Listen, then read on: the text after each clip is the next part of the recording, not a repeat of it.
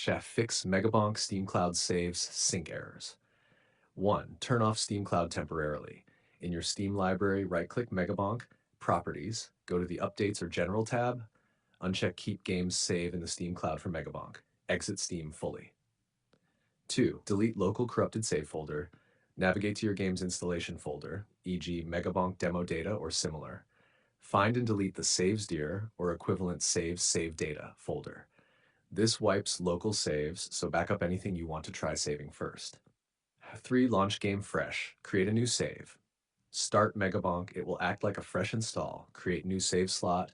Make sure it runs and saves locally without errors. 4. Turn Steam Cloud back on, optional. Exit the game. Re-enable Steam Cloud Sync in Megabonk's properties. Launch the game again so Steam can upload your new clean save. Why this works. Corrupted local save files often prevent Steam from syncing correctly.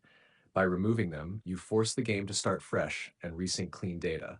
Disabling Cloud temporarily ensures it doesn't try to overwrite or conflict during the reset.